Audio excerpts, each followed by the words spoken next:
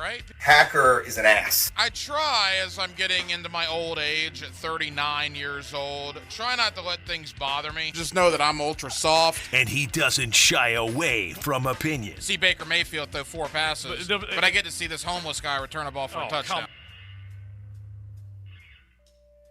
It's Hacker After Dark on 1010XL. And a very good Tuesday evening to you, Jacksonville, our late night show, 1010XL 92.5 FM with Dylan Denmark. The Hacker Ryan Green with you. Glad you are with us as we're going to dive right in because I got something that, quite frankly, I want to get off of my chest. A lot of guests coming up tonight. Demetrius Harvey of the Florida Times-Union talking Jaguars in about less than 15 minutes or so. We'll also start our divisional preview. We will hit all 4 divisional games coming up this weekend. Jose Sanchez, all49ers.com, which is a part of Sports Illustrated. He will join us coming up to preview Green Bay and San Francisco in about 35 minutes or so. But every night here on Hacker After Dark, we do kick it off with a big deal of the night and Dylan Denmark. Let's do that right now. Time now for the big deal of the night. What's the big deal? What is the big deal? No, because it is a big deal. On Hacker After Dark. All right, so I dove right in tonight because we got some great guests coming up, but I want to dedicate at least a couple of minutes to this. I don't know who needs to hear this in Gainesville. The athletic director, the president, the head coaches, anybody in power. I don't know when Florida became Mississippi State in football and men's basketball, but it needs to stop, and it needs to stop now. Tonight, Florida basketball was embarrassed in Knoxville by Tennessee to drop to 1-3 in conference play. They are a below-average SEC basketball team, and they have been for quite some time. The football team did not win enough games to qualify for a bowl game, going 5-7. That's pathetic. That's putrid. And Gator fans, you have every right to be very, very upset. Whether it's been bad hires, whether it's been recruiting has been an issue, whatever it has been, it needs to be solved and remedied now. This is the University of Florida, all right? This is not Mississippi State. With all due respect to Mississippi State, you look at their athletic budget, you look at their recruiting area, they are where they are for a reason. They don't have college football national championships.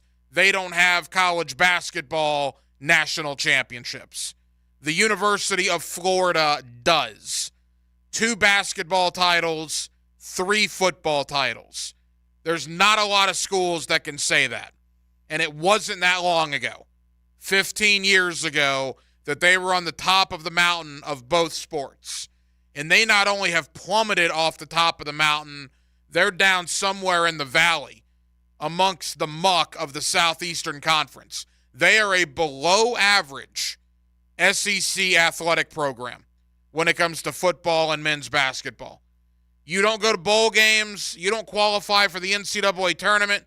You get embarrassed every Saturday when you play a good team. You get embarrassed every weeknight when you play a good conference game in basketball. It is ridiculous. It is embarrassing. And something needs to be done. I don't know, calling for heads. I don't know if that'll solve anything. But I don't know when it was okay for Florida to turn into Mississippi State. But that is what has happened. Now, this is not a direct, thought on Todd Golden necessarily. He's only coached a year and a half.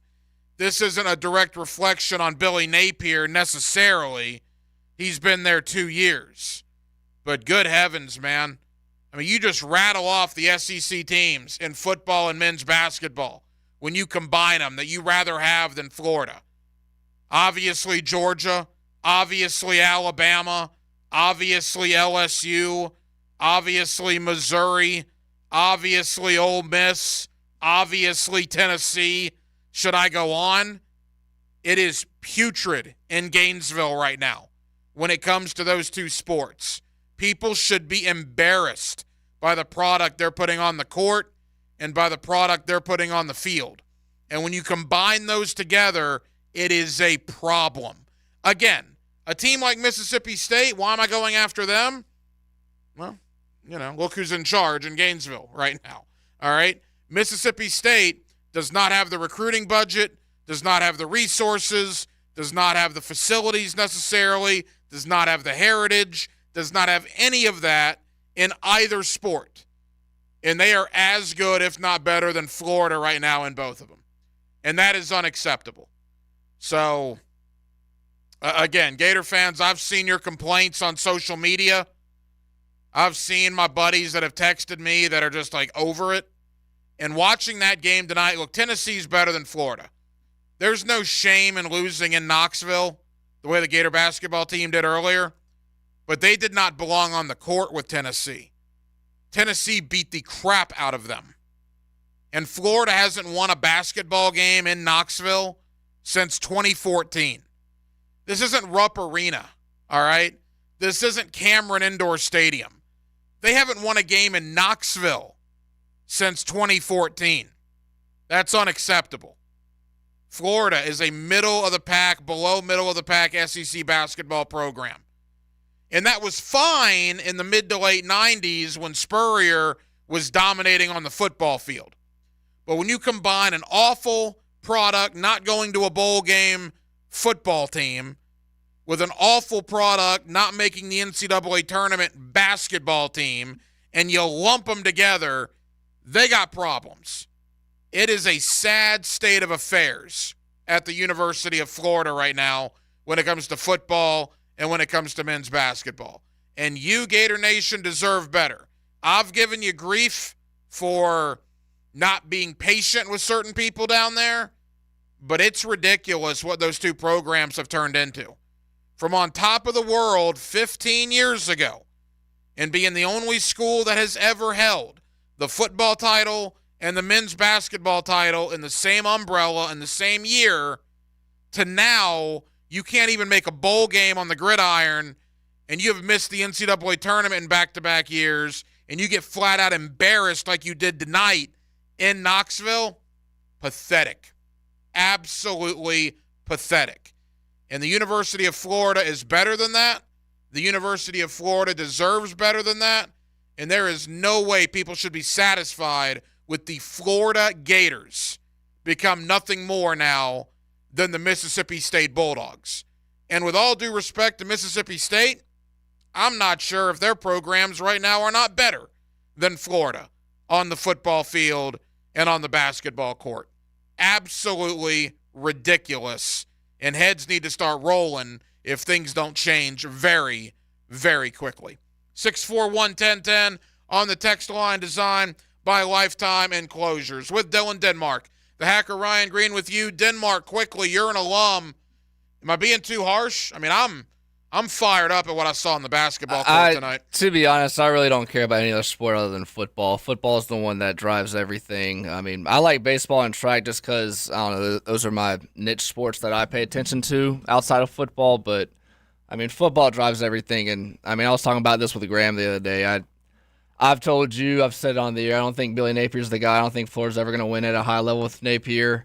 And then if he's let go this year, I'm all in on Lane Kiffin. But that's kind of where I stand right now. But you know what? And that's fair. But obviously men's basketball would be considered number 2 at almost every university behind football. In some universities, it's considered number 1. But I think you take a consensus, the top 2 sports on any college campus, football and men's basketball, are going to be 1 and 1A. And when Florida sucks at both of them right now, that is a problem that needs to be addressed now. 641-1010 on the text line, designed by Lifetime Enclosures. All right, had to get that off my chest. I was PO'd watching Gator basketball today. Absolutely ridiculous. Let's get into the Jacksonville Jaguars. Let's talk about the future. What does that mean for Trevor Lawrence and his contract? What does that mean for Calvin Ridley and Josh Allen? Both guys are scheduled to become free agents in less than 2 months. That's right, free agency officially begins on March 11th. We are inside of 2 months until free agency. My buddy Demetrius Harvey of the Florida Times-Union does a terrific job covering the Jacksonville Jaguars, and he's next. Hacker After Dark on a Tuesday night, our late night show here in Jacksonville, Florida, and we are glad you are with us. Add a little fun to your morning ride. Did you say something funny right this minute? Dan Hicken. I doubt it. Jeff Prosser. Is this Crystal? That's funny. The Drill. Allow me to spare you the embarrassment. Mornings on 1010XL. Trivia enthusiasts, Tuesday night is your night. Gather your team and join us at Players Grill in Mandarin or Miramar for the ultimate trivia showdown. It's a whole lot of fun every Tuesday starting at 7 p.m. Are you ready to prove you're the trivia champions? Players Grill, where the neighborhood meets. Attention veterans, if you have a VA loan, you need to listen to this, especially if your current rate is higher than 6.5%. Now is the time to take advantage of the federal government's VA Streamlined Refinance Program. With my friends at Loan Pronto, you can. Go to loanpronto.com. Prosser here, and Loan Pronto has fixed rate APRs in the 5s. You can drop your rate now. Lower your payment with no income documentation and no appraisal. Do it at loanpronto.com. Their all-digital platform makes it easy. They can even cover your closing costs. If you need cash now, Loan Pronto can get you up to 100% of your home value. You can pay off all your credit cards or other debt and save as much as $1,000 a month. Call Loan Pronto now at 904-999-1508 or get a 30-second rate quote at loanpronto.com. Ask about streamlined VA loans, no income doc, and no appraisal. Loan Pronto, 999-1508 or loanpronto.com. Equal housing lender, NMLS 1661781, subject to lender approval. Are you a plumber looking to join a locally owned company that treats you like family? Do you have at least 3 years of residential plumbing service experience? Are you willing to do plumbing work only to the current code, do top-notch, over-the-top installations, and provide 5-star customer service daily? If so, we want to meet you. We are Duck Duck Rooter, one of the fastest growing plumbing companies in Florida. Send us your resume online at duckduckrooter.com and we will call you for an interview. Equal opportunity employer.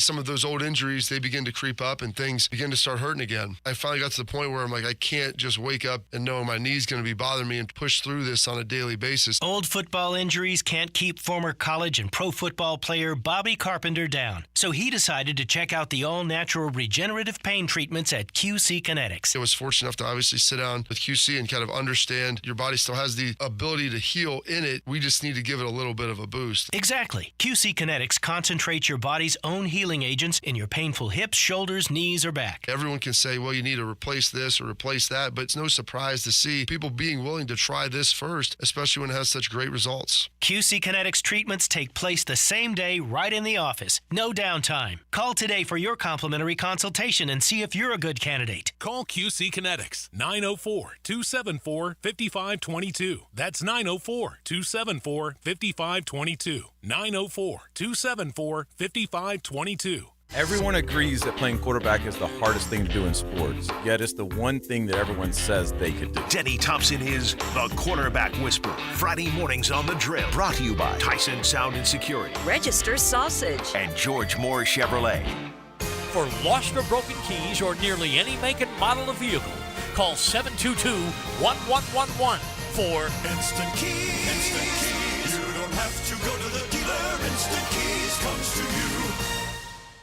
Whether it's a large commercial project or a multi-family property, trust All Pro Roofing for exceptional craftsmanship and unparalleled customer service. We use only the finest materials, ensuring durability and long-lasting results. Plus, All Pro Roofing now has a full siding and windows division. That's right, All Pro Roofing is not just about roofs anymore. All Pro Roofing, now your trusted partner for commercial roofing, multi-family projects, exterior siding, and windows. AllProRoofingLLC.com. License number CCC 1327056. CDC 060138.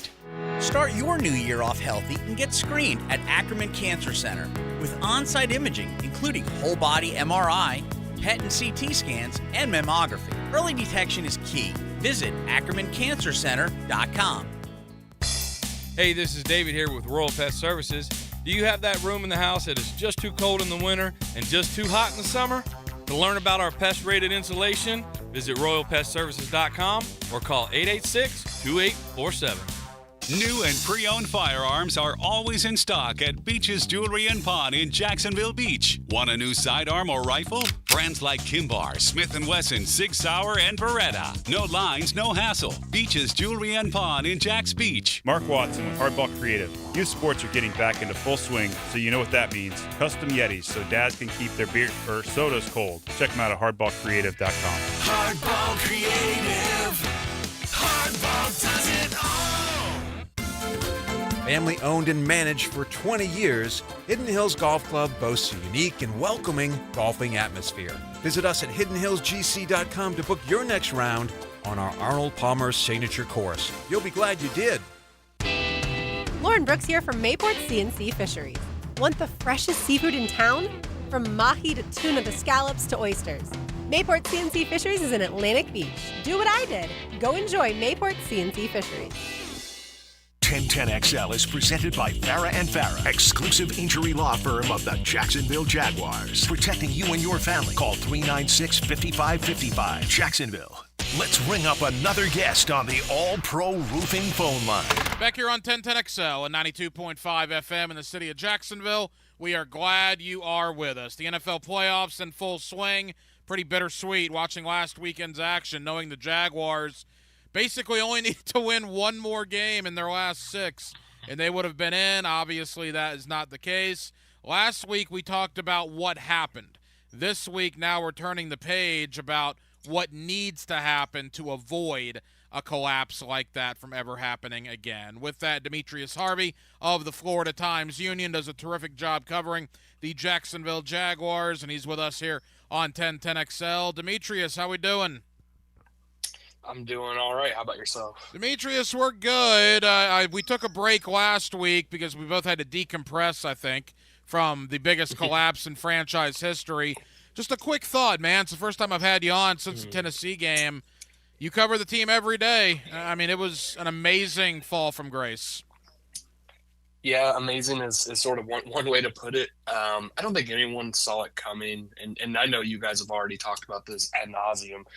But just, from my perspective, it was incredible. I mean, just to see the collapse, because going into the game, I'm never 100% certain, on what's going to happen. Obviously, no one is. People will say, yeah, there's no way X, Y, and Z will happen, but there's always that chance. But I was probably about as close as you can get to that, and I thought, with everything on the line, I thought with the Panthers game the previous week and how they sort of got back to doing what they knew that they could do, I figured, this would be the game. But, Derrick Henry ran all over him, and it led to all the fallout. And so I think that, honestly, this is probably a good thing to happen in the long term. I know that no one wants to hear that, but I really do. I think that there's a lot of fundamental issues with this franchise, and we've seen it creep up. Once they start losing, that's when you can kind of see it creep up, because that's when everybody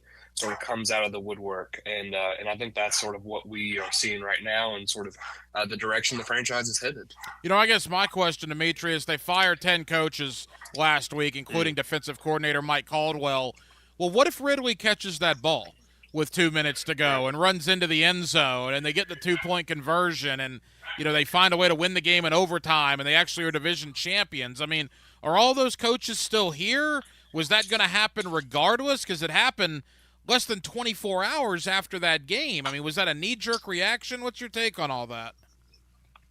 Yeah, it's a game of inches for everybody's lives in terms of their jobs. I mean, that's the case. It really is, and I can't see any situation where, and I'm speaking almost a little bit out of ignorance here, but I couldn't see any situation where they had won against the Titans, they host a playoff game, they do whatever happens in that Browns game. I mean, we saw what happened to the Browns against the Texans. I mean, who knows? Maybe they win that one. But I have to believe that if everything had went well and they had finished off a little stronger, then yeah, I don't think that the coaches would have been fired as they were. But considering the collapse, considering what happened, I do think it was a bit of a knee-jerk reaction. And you can.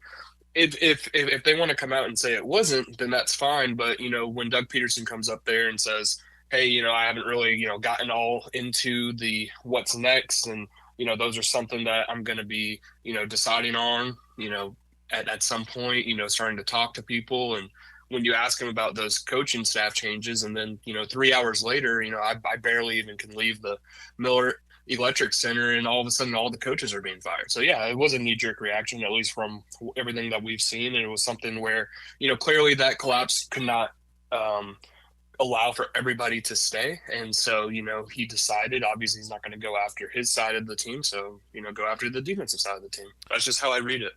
Demetrius Harvey of the Florida Times-Union. I thought the defensive coaching staff was put on notice in the post-game locker room.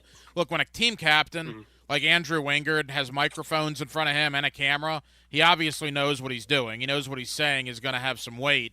And when he says, guys, we're not playing a lot of assignment football down the stretch, the way I interpreted that was defensive guys were doing their own thing. They were freelancing, and that is not a good message to send out revolving around the coaching staff. No, it's not. And that's been an issue for over the last 2 years. I mean, you saw it last year. Just because the season ended on a high note last season doesn't mean that there weren't issues. They were 9-8 that season too. There were plenty of issues with them in terms of playing assignment football. We talked ad nauseum about Devin Lloyd and how he wasn't, playing exactly where he needed to be, but rookie year and all those built-in excuses. And then it carries over to this year. It just so happened that it didn't happen until like the last 6 games of the season. And so, when you have a defense that isn't playing, isn't doing what the coaching staff wants them to, there's an impasse. You either have to fire the entire defense or you fire the coaches, and it's obviously easier to fire the coaches at that point, because if the players aren't taking to your message, and I felt that since the Cincinnati game, I felt like there was something wrong since Doug came out and said, hey, the crowd noise was impacting the defense. I thought that at that point there was something dramatically wrong with the defensive unit, and that is why the defensive staff got fired, and partial, or at least partially why it just has to be. And so that's sort of where they have to move on from there. Doug sort of set the tone, I guess, and said it wasn't acceptable, and everything that sort of happened, especially with what Dewey said. It's something that you have to make a change. We've heard a lot of names as far as guys they're interested in, guys that have been blocked from talking to them from other organizations. In your opinion, not so much the name, but the type of defensive coordinator, do you hope it's a guy with a lot of experience like a Wink Martindale or a Leslie Frazier, maybe a up-and-comer like Marquand Manuel? What's your thought there? I really do think that they need to go with experience here. And there's a couple of reasons for that. The first reason, obviously, they went the first year route with Mike Caldwell, and they gave him, all the opportunity to sort of make the defense right. They gave him the resources. Now, there's still some question as to whether or not the resources and the players that General Manager Trent Baalke and head coach Doug Peterson gave them, if they were, good enough to actually see Mike's vision come to life. But, I do think that at this point, there needs to be a clear separation. Doug needs to be able to handle the offense, and the defensive coordinator essentially needs to be the head coach of the defense. And I think right now they need leadership more than anything else. And a guy like Leslie Frazier, to me, makes the most sense. When he coached the Bills, they were one of the top units in the league for several years. He took a sabbatical last year, and he wants to make his way back into the league this year. I know he wants to be a head coach, but if that doesn't come to fruition, absolutely, I think that he should be their number one target. I think he makes the most sense. He's had head coaching experience, plenty of experience. There's not going to be any reason for Doug to pop in on the meetings or to sort of, try to see what to do on defense in order to make a push. Now Doug can sort of handle the offensive side of football, which is exactly what he was hired for. So that's sort of where I'm at on that. Demetrius Harvey of the Florida Times-Union. Demetrius, the fan base is after Trent Baalke again. 2 years after dressing up as clowns, we thought all was right with the world, and now, you lose 5 out of 6. The draft class wasn't great. Some of the free agents that have been brought in recently haven't panned out long term. And the fan base has got to blame somebody, and they're after Baalke for a second time. Do you think that criticism is warranted? Yeah. I mean, at this point it is. And now, not to say, there are some extreme examples. I think there's something in the middle. where, obviously the way that they constructed the roster since 2021 to now, you can definitely be critical. I think that they haven't addressed plenty of needs. I mean, the left guard position was something that everybody was screaming about, or at least I was talking about it for months and months and months leading up to the season. And then, once it kind of came to fruition that they didn't have a left guard, it kind of validated that. The same thing with the third down pass or the third pass rusher behind Trayvon Walker and Josh Allen. Everyone knew that was going to be a concern. And then I believe the third best or the third highest sack total was Roy Robertson Harris with 3.5. I mean, you can't field a team defensively and expect to impact the quarterback when only 2 of your players are able to do so to a high degree, and really one, in my opinion, Josh Allen, at a consistent level. So yeah, there were a couple of clear issues in terms of how they conducted this past offseason. And I think that the draft classes haven't borne out enough players that can contribute right away. This past draft class was supposed to be a sort of depth, future, focus draft class where not every player was going to play, and they're going to have to make decisions, and then those players are going to replace the players that they have to make decisions on. But in reality, when you looked at it, they never had the players that were supposed to be starters to begin with.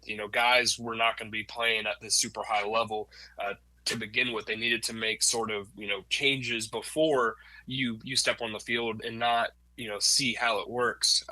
If you're going to try to make a Super Bowl push. So yeah, with all the things, there have been some good moves. Obviously the Calvin Ridley trade, I praised it then and I'll praise it now. I thought that was a fantastic trade by Trent Baalke. I think that he's done a good job there.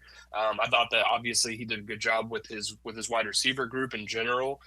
Last year, I thought that the free agent class was pretty solid, but yeah, there are too many fundamental issues. And then you're hearing, weird rumors and everything like that. At this point, I just feel like there's a time to clean house. They should have maybe done it after the 2021 season. They should have probably done it after the 2020 season. But at this point, I do think that it's fair to criticize and it's fair to question the leadership with the Jaguars right now. Couple of more for Demetrius Harvey of the Times-Union. Where Baalke loses me is I remember in May, it was an OTA inside the stadium. It was me, you, and I believe John Shipley were talking. And we talked then because Allen was doing his own thing away from the team, and we were like, they don't have anybody after Allen and Trayvon Walker to affect the quarterback. That was in May of 2023. And every press conference, Doug Peterson would go up there and say, well, the young guys are going to develop, and the young guys are going to do this. No, they were never going to develop. K'Lavon Chaisson, that was a pipe dream what you guys were talking about. And if we knew that in May, Demetrius, how guys making millions of dollars to construct this roster did not see that, it's either incompetence, which I don't think it is, or it was arrogance on their part, which I think it might have been. And there's always going to be a bit of that with every NFL team. I mean, these guys make millions of dollars. They're put in these high, profile positions. They're on top of the world. I mean, you got to imagine this guy. You're in control of a franchise, essentially. So, yeah, there's going to be some arrogance involved, and there's going to be some, self-confidence, and some of that is great. You want to have a guy who is a little bit arrogant. You want to have a guy who's very confident in what he's doing. But, yeah, to your point, I do think that was something where they just let their arrogance and maybe a little bit of a misjudgment of their own players sort of get to their heads. Even in the spring at the league owners meetings, we asked Doug Peterson, what's the most important part of your team to fix? And he said this. He said, I think we got to improve our pass rush. I think that's vital, particularly on third down. I thought we were good in the run game. We just got to continue to get better in the run and shore up some things there. But I think too, the passing game is the area that we have to look to addressing this off season and clean that part of it up. And to me, none of that happened. And now that either is, Doug potentially saying, hey, we have to improve ourselves. So Josh Allen has to improve. Trayvon Walker has to improve. Chaisson has to improve. Or to me, that's saying, yeah, we need to bring in players or do things to actually improve it. There was some sort of disconnect there and nothing happened. So yeah, at that point, I thought it was malpractice. And they sort of saw what happened afterward. They weren't able to get after the passer. to the degree that they should, and that sort of impacts everything on the defense. So. All right, Demetrius, as we begin to wrap up, let's start looking forward. Trevor Lawrence, it's after year 3. He's eligible for an extension. We know Herbert got paid after year 3. We know Burrow got paid after year 3. Do you expect the Jaguars to pay Trevor Lawrence before the regular season begins? Not necessarily. I think that the mid-season, you would think absolutely they're going to. But from things that we've heard, it doesn't seem like they're in some sort of panic or rush to do so. And I don't think that they necessarily should be. I mean, yeah, you can maybe get away with paying him a little less money this year compared to what you would pay next year, say he does have a good season, but he has two years left on his deal. They're going to pick up that 5th-year option in May. And so you can sort of let this play out for at least one more season, see if what he is or what you think he's going to be is actually going to happen, and then sort of pay him from there. I don't really see much downside other than saving, some millions, if he would even take a lower end deal, that takes 2 to tango. So to me, I don't think that they're going to necessarily pay him this summer, but I guess you never know. We'll obviously have you back on before free agency begins, but I guess the 2 questions before the beginning of March, Josh Allen, Calvin Ridley, when it comes to the franchise tag, and what's the ideal scenario I keep hearing floated around, the way the language is worded in the Ridley deal. So if you're able to sign Josh Allen and then potentially tagging Ridley and not signing him until after the draft, you're able to keep your 2nd-round pick from Atlanta this year. Is that accurate? Yeah, so what is accurate is if Calvin Ridley is signed to a long-term deal or any extension before the new league year, then the Jaguars will pay a 2nd-round pick to the Falcons. If it comes after the new league year, then they only pay the 3rd-round pick. So my ideal scenario for them is to pay Josh Allen before I forget when the franchise tag deadline is. I think March 9th or something, maybe a little bit earlier. But pay him before that franchise tag deadline. You franchise tag Calvin Ridley, have to sign it until after the new league year. Plus, he probably won't sign it to begin with. And then you can re-sign him and just afford that 3rd-round pick. It's pretty simple. I think it's literally just if he doesn't sign a contract before the new league year, which is March 13th, then you don't have to pay the 2nd-round pick. Was that a mistake by Atlanta in the wording of that trade? That seems like pretty good business by the Jaguars, but if I'm Atlanta, that seems like they might have dropped the ball on that. Yeah, they absolutely did. I mean, why you would make it the new league year, I'm not quite sure. But yeah, I think that is a situation where they weren't thinking maybe too far ahead, or somebody messed up in that, because I agree, it's a bizarre way to sort of frame it. It's a bizarre thing to do, because obviously the Jaguars would just wait until afterward. And final question. I mean, you and I have better chances of being astronauts, right, in the NASA program than Josh Allen does playing anywhere else in 2024. You would hope so. I mean, you would hope so. No, I think you're right. I think there's 0 chance, but you can't say 0 with this team. But I'll say close to 0. That Josh Allen is playing anywhere else but Jacksonville this coming season. If they franchise tag him and make him play on the tag, then something's dramatically wrong at TI or at Everbank Stadium. Yeah, I've been to Cape Canaveral a bunch, but I'm not ready to get into the astronaut program. I cannot imagine that scenario where Josh Allen is not in a Jaguar jersey next season. Demetrius, we'll have you on about a month from now, man. What can people expect over at the Times-Union as we enter the off season? Mm-hmm. I appreciate it. Yeah, I mean, we're sort of, winding down. I kind of took a little bit of time. I mean, not really. I took a couple of days to sort of wind down a little bit, and then we're going to just get into the offseason. We're going to get into free agents upcoming, the key offseason dates, what to expect, who they might get. But a lot of stuff has to wait until they hire a defensive coordinator, which will be our primary focus over at the Florida Times-Union. So just keep an eye on for that, and we'll know when stuff is happening. Demetrius Harvey of the Florida Times-Union. Demetrius, appreciate it, man. We'll do it again soon.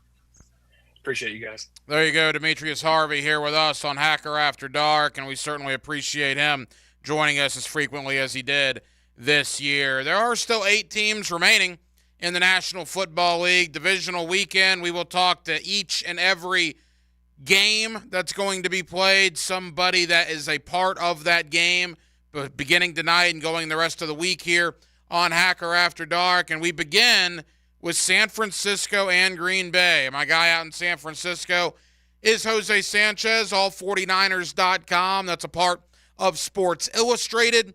What is the talk in San Francisco? Look, they were probably anticipating Philadelphia or Tampa. Instead, they get Jordan Love and Green Bay. Green Bay can't do it 2 weeks in a row, right? They can't go into Dallas and win and then go into San Francisco and win, can they? We'll talk about it. Jose Sanchez, all49ers.com, talking Packers and 49ers next on a Tuesday night. It's Hacker After Dark. He played for Jimmy Johnson, Bill Cowher, and Tom Coughlin. Learn from the past, but do not live in the past. And he's sharing the best stories with you. And that's now. Have lunch with Leon Searcy in the noon hour on XL Primetime on 1010XL. Hey everybody, this is Mike Dempsey. Introducing Mike, a fellow Awaken 180 weight loss client. I was on a trend where I was about to go over 250 pounds. My cholesterol was getting higher. Since I've gone on the Awaken 180 plan, by the way, I've lost about 50 points on my cholesterol. So I went in for my blood panel within about 60 days of starting the program, and it dropped about 50 points through my doctor. So he went on the plan. My own doctor, as a cardiologist, went on the plan because he was so impressed. He knew what my stomach looked like. He knew my build. I came in, and he just was astounded by the blood panel results. If I hadn't found Awaken 180, I probably would be on cholesterol medicine, higher blood pressure medicine. It was just a life of medication in front of me, and I didn't want that. Mike, his doctor, and I all took control of our health thanks to Awaken 180 weight loss. Become your own success story and call 844-346-1800. That's 844-346-1800 online at awaken180weightloss.com. Are you suffering from shoulder pain? If you have clicking and popping in the shoulder joint, persistent pain that intensifies with use, an inability to lift your arm over your head, or a tingling, burning sensation in the shoulder, elbow, or wrist, waiting to see a doctor could make your injury worse. Baptist Health and Jacksonville Orthopedic Institute have innovative and effective treatment options available right now to relieve your pain and restore your mobility. Don't wait. Call 904-JOI-2000.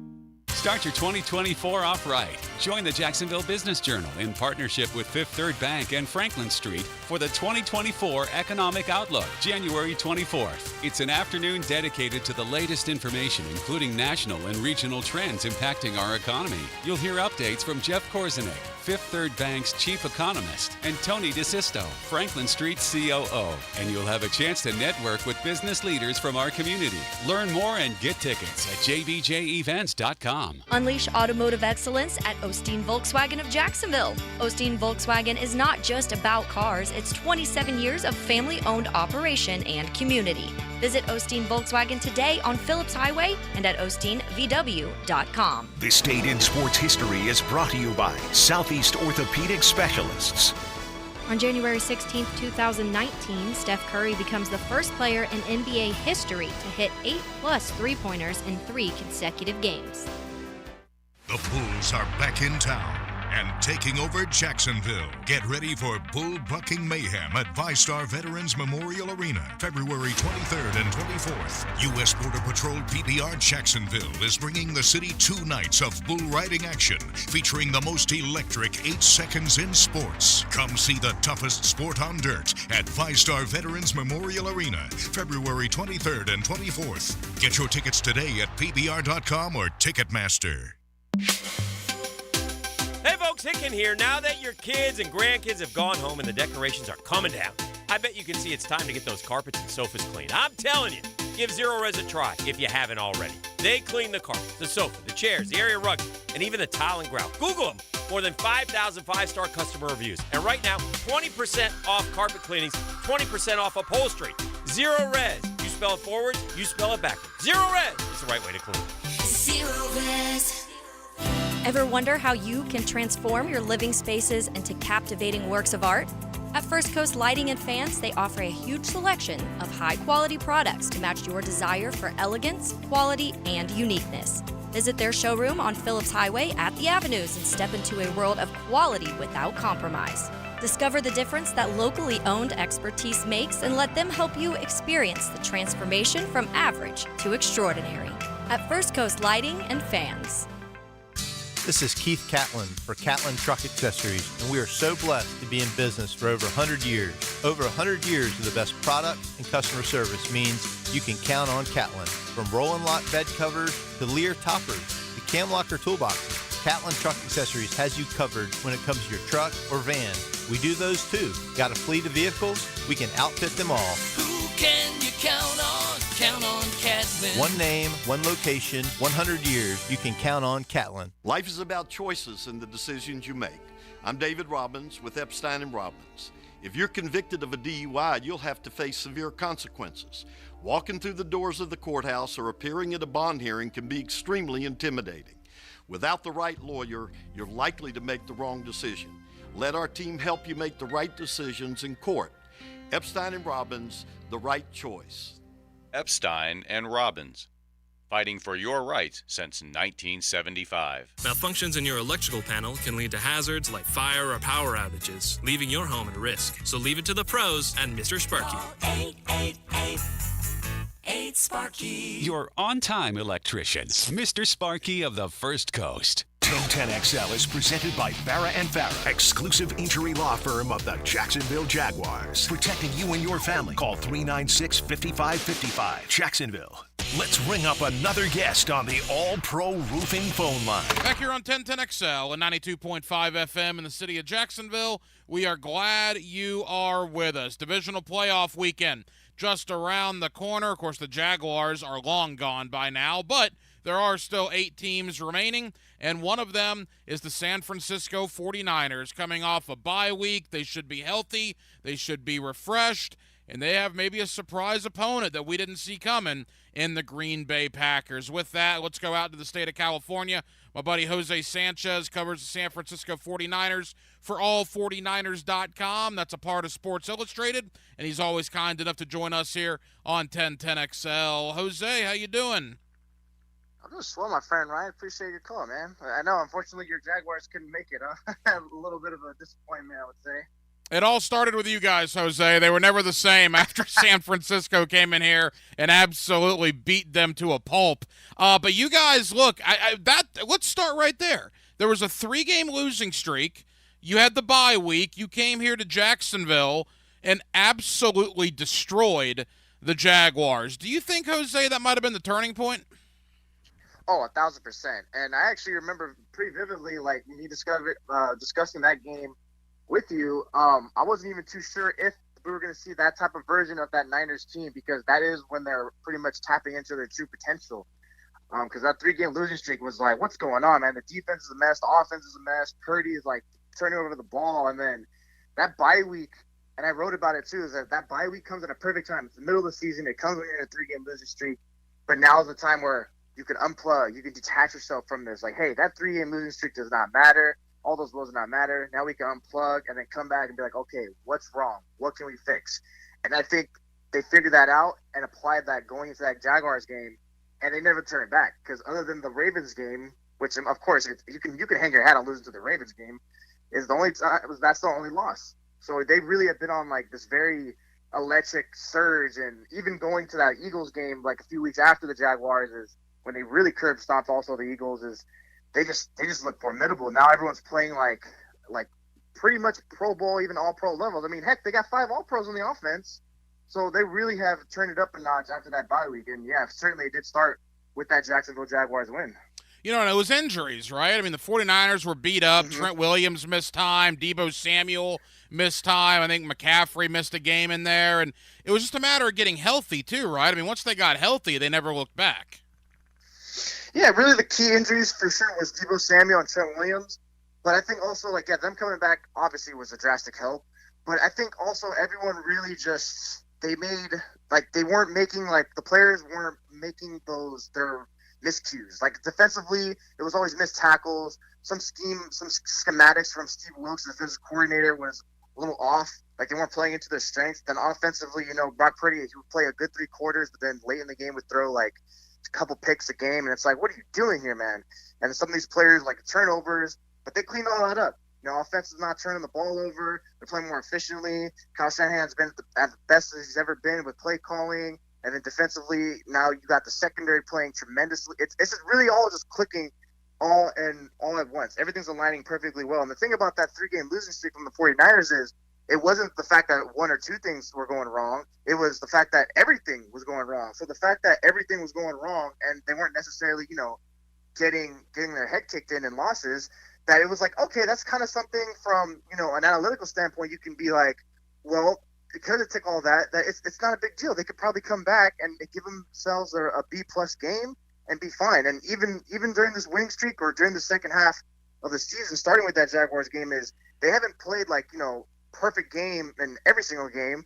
They've been good enough to win with their B or B-minus game, which is pretty crazy to see. It just goes to show that they don't have to be amazing for all 4 quarters. They could give up a bad quarter or two and still bounce back. It just goes to show how amazing of this coaching staff and the players that they have, that they can execute and click and really dig their heels in and go full speed to win a game. Jose Sanchez is our guy when it comes to the San Francisco 49ers. He's with all49ers.com. That's a part of Sports Illustrated, and he's with us here on 1010XL in Jacksonville. We know all the great players, right? McCaffrey, Samuel, Williams. Let's go to the quarterback, Brock Purdy.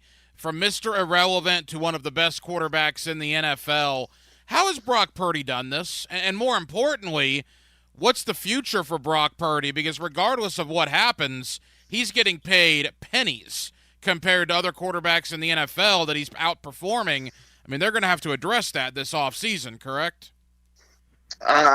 You would think they would have to address it, but they technically do not have to, because this is only the second year of his four-year deal. So unless him and his agent really force the issue, I think me knowing the 49ers at this point, they would be like, let's just wait, kid. All right, because we have salary cap space that we have allocated to 10 to 15 star players. So let's bump the brakes on that. So I don't really foresee that happening, and I don't think Purdy's going to force the issue either. So that one probably definitely be a bit of a variable, but I wouldn't see that happening. But in terms of how he's doing it, man, I never would have expected this, because this time last year, the 49ers are down to the third-string quarterback, Brock Purdy, and it's like, oh, God, here we go again. 49ers derailed by their season because of quarterback injuries. There's no way it's going to happen. And somehow he's proving to be an outlier. What we're watching right now is an outlier. Not even the 49ers knew that he was going to be this. That's a fact. If they thought he was going to be this, they would have drafted him way sooner than the last pick. I mean, he was pretty much a borderline undrafted free agent. And the fact that what he's doing right now is incredible. And honestly, like I said, I was skeptical first with his first few starts last year. No, not at all. And then there was question marks going to this year with his elbow, right? Because he tore his UCL, had surgery. It was pretty much borderline. He was close to getting Tommy John. But then he comes back healthy and zero repercussions at all. Zero drawback from it. He doesn't look like he's timid. It doesn't look like last year was a farce, and he's getting better. And it has something to do, of course, with who is his coach and who has the talent around him. But some of the critics that I see, from a national standpoint, trying to give credit to, he's getting carried by the talent. No, don't mistake this from a Jimmy Garoppolo level, because when Jimmy Garoppolo was a starting quarterback for the 49ers, that was truly a quarterback getting carried by his talent. What we're seeing right now, and I've said this since last year, is I'm seeing Brock Purdy, who is being an optimizing figure at quarterback, meaning now all the talents on the 49ers that everyone adores, McCaffrey, Samuels, Ayuk, the Kittles, all those players now can now tap into their high-level performances each and every game. Whereas before, only one or two of them would be lucky to attain that level of greatness in a game. With Purdy, everyone gets to eat. It's perfect. They leave very little out there that to be had. We missed this play. That doesn't happen too often at all with him as before with Garoppolo or Trey Lance or whoever was playing quarterback. So with him, he's just really being optimizing. I think no matter what, I'm always going to harp on what he's so elite at. It's his mindset, his mentality, his toughness. Whether he has pressure in his face every down, pressure coming into a game, the guy is unfazed, and that's incredible. And that's always, I think, one of the top traits you need to have as a quarterback, because let's be real, it's the most pressurized position in all football. So the fact that he has that on lock is just nothing short of greatness. He made some crazy throws here in Jacksonville back in November, no question about that. Jose Sanchez, all49ers.com, which is a part of Sports Illustrated. He's with us here on 1010XL. Jose, going into last weekend, people thought, well, maybe the Rams pull the upset and we could see a rematch, Rams-49ers. I think conventional thinking was the winner of Philadelphia and Tampa Bay was going to head out to San Francisco. But no, lo and behold, Green Bay goes into Dallas and just absolutely destroys the Dallas Cowboys. I mean, just puts a number on Dallas. Jordan Love was nothing short of sensational. And now all of a sudden, here comes this young Green Bay Packer football team. Level of surprise out in the Bay Area that it is Green Bay. And what's the early thought on them coming in on Saturday? The early sense of the people in the Bay Area is typical Cowboys. Honestly, a lot of Niner fans and even some of the media are just like, are the Cowboys actually, and I feel like I gave the Cowboys myself a little too much credit. I'm a little surprised that it was done in that fashion. The Packers just completely dispatched the Cowboys. And now I'm looking at the Packers in a new light, like, man, I know the Cowboys weren't as elite as maybe that's believed, but the fact that you're on the road, you're the number 7 seed, you're the youngest team in playoff history, right? Like, you did that in that fashion. Now that we got to look at you a little bit in a new light, at the very least. Now for the 49ers, this is not a team that looks like the easiest matchup to me because deciding between the 4 teams who they're going to face, it was going to be the Bucs, the Eagles, the Rams, or the Packers. And I had Bucs and Packers as a coin flip of who would be the easiest for the 49ers. Now it's like, okay, now maybe the Packers might have been the strongest or second strongest team for them to face because Jordan Love, man, he is just slinging that pill amazingly. Like so many times yesterday on 3rd down, he has pressure in his face, and he's just delivering it like nothing.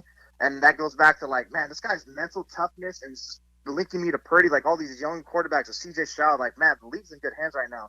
So him, I'm a little bit afraid with the 49ers defense because as good as their secondary has been for the most part since coming out of the bye week, there has been instances where they could be had for sure. Like at least several drives a game where it's like, okay, now these guys are kind of lackadaisical in coverage, they're getting beat. I think a little bit where maybe the Niners would have the edge is because the Packers don't necessarily have that dominant wide receiver. They have some good receivers with like Romeo Doubs. I know Christian Watson's been hurt. I'm not sure how much of a factor he's going to be, but I think no matter what, I think Jordan Love's really going to give the 49ers defense some run for their money. But I think ultimately it's going to dwindle down to what is the 49ers offense going to look like against the Packers defense, because the Packers defense made Dallas's offense look so mediocre. But here's the thing about Joe Barry, Packers defensive coordinator, has to realize is defending against Mike McCarthy offense versus a Kyle Shanahan offense is nowhere near the same. And I think that's where the 49ers will end up running circles around them, is they're really going to exploit that Packers defense that Dallas cannot.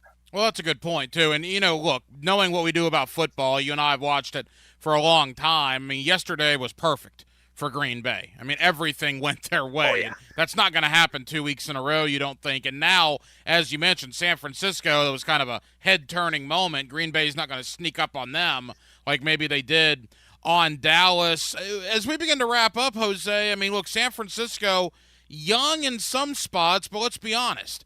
Trent Williams isn't getting any younger, right? George Kittle, Christian McCaffrey, not getting any younger. Certainly guys on that defense or some veterans there.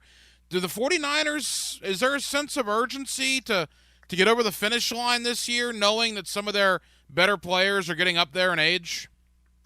Oh, 1,000%. That's part of it. Even before the season coming in, it's like, yeah, Super Bowl bust, because this is your year. You guys think you have your quarterback. Your defense is still good. All your core pieces are still in place. So, you have to get it. Last year, we understood your starting quarterback got knocked out. What are you going to do, right? That pretty much ruined your season. So, barring injury, no excuses. And I think now that the fact that Purdy was even looking better than anyone could have thought going into this year, and given how well everyone else is playing, I think it even adds insurmountable pressure than it already was. Like the expectation already was the Super Bowl, but now it's like, okay, now you really cannot lose. Like the emphasis gets really enlarged now, because it's just of everything that just feels like it's aligning. You're surging, your defense is good, you got the quarterback and everything. Injuries really for once this year for the 49ers hasn't been too crazy. Other than 3 games without Trent Williams and Deebo Samuel, it hasn't been bad. Everyone else has been healthy and good. So what's your excuse? The NFC doesn't have – honestly, I think the 49ers are head and shoulders above the next best team in the NFC.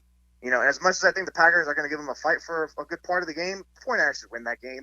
And then they should beat Detroit, Philly, or Tampa, whoever they face in the NFC title game. It's really it's there's a reason why the 49ers have only lost, 3 out of the 4 losses, not including the loss of the Rams game. That was a preseason game, essentially. There's a reason why 3 of their losses have come by AFC teams. It's because those AFC teams are tough, and they have good defenses or a good quarterback like the Bengals, the Ravens, the Browns. And really the only team that can dethrone them is the Ravens. And we saw that on Christmas Day or Christmas night. So I think, yeah, you have to get it for all those reasons and also the competition around you. And that was also the case about the division. Like the NFC West, like who's going to challenge the 49ers in the NFC West? Not the Cardinals, not the Rams, not the Seahawks. So that's your division. I think I even hopped on with you in our season preview. We're talking about that. This is your division. You have to win the Super Bowl. But yeah, as the season goes on, now it's like, all right, there's definitely no excuses. I get it. Even if you lose to Lamar Jackson in the Super Bowl, like you're still going to have to wear it on your sleeve that you shouldn't have lost that because you faced them. You should have learned.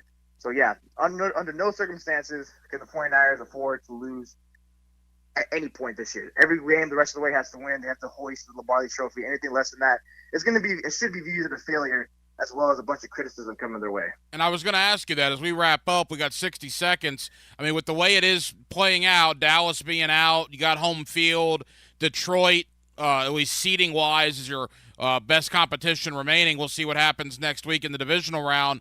Would it be considered a flat-out failure if they're not at least in the Super Bowl?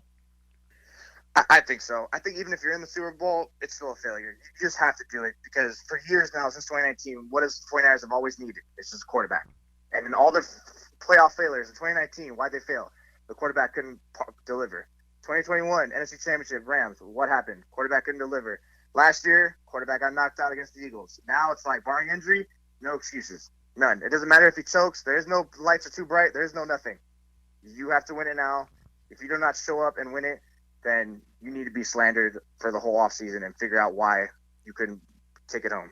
Jose Sanchez, all49ers.com, which is a part of Sports Illustrated. Jose, I know you're busy, man. Thank you for the time. If San Francisco gets it done over Green Bay, we'll probably dial your phone next week. Appreciate you, my friend.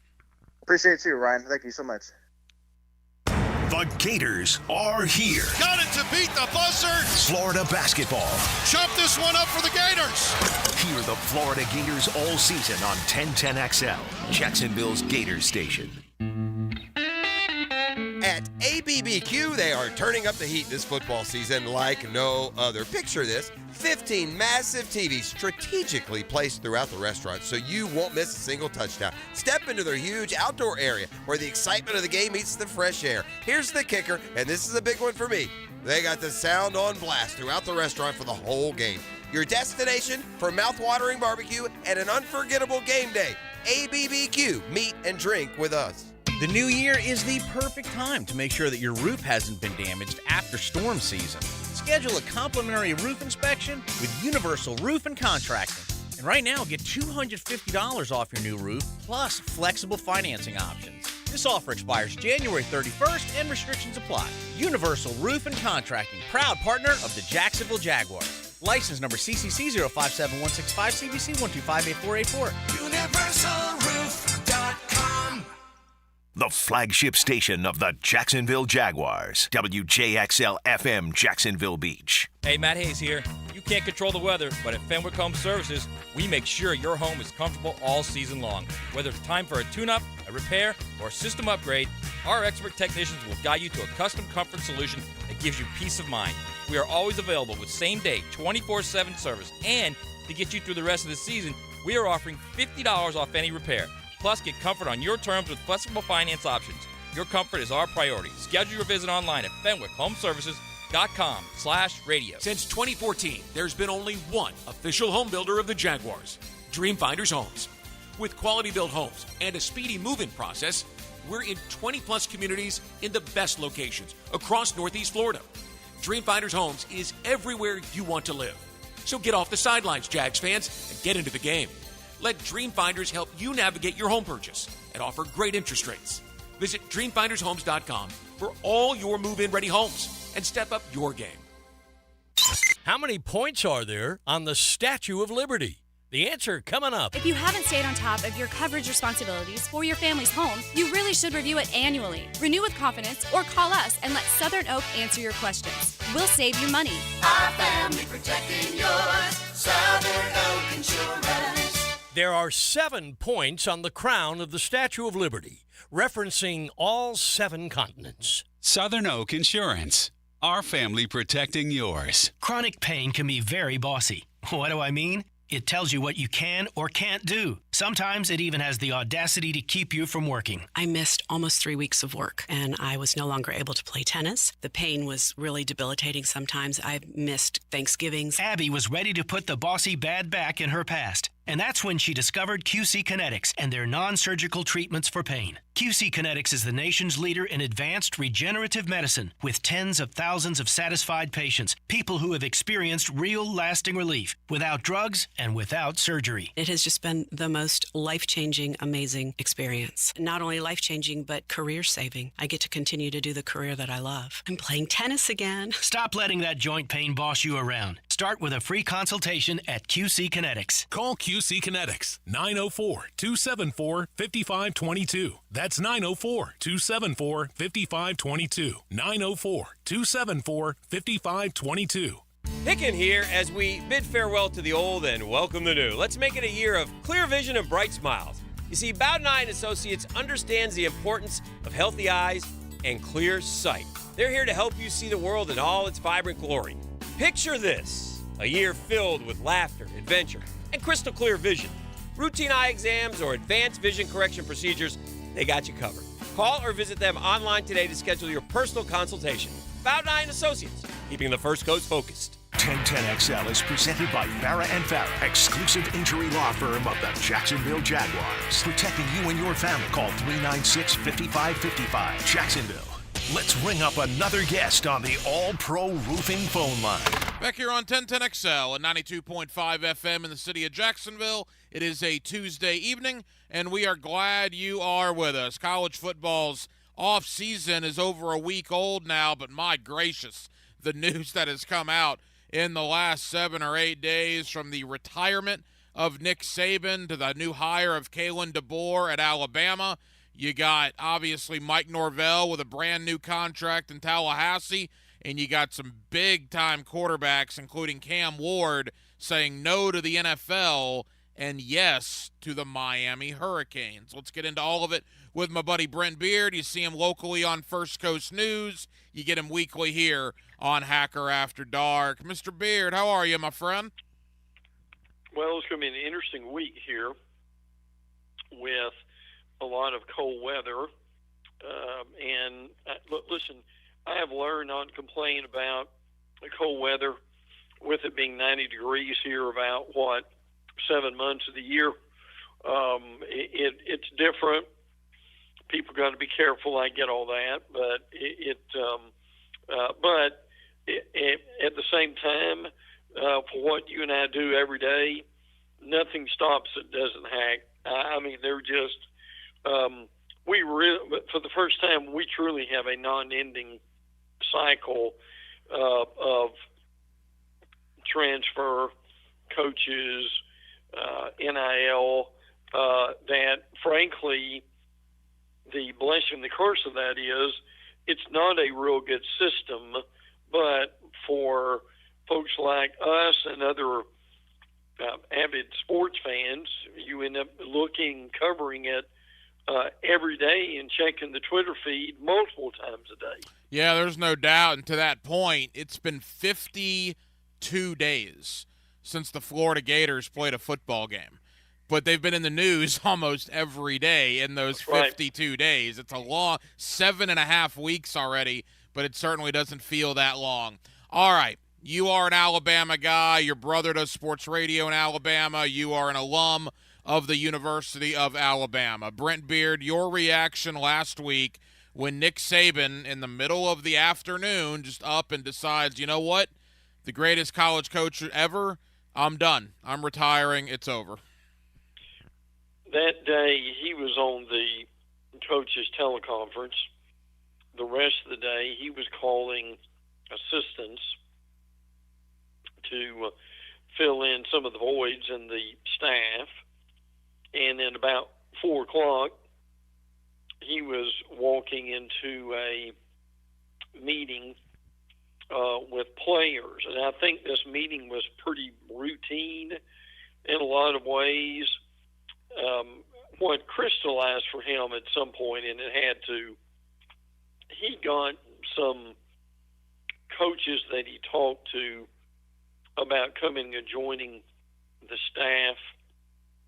Heck, they said, Coach, we'd love to do it, but we know you're only going to be there another year or two, so we need something more stable. And I think that meant a lot to him, that he really probably had come to that point.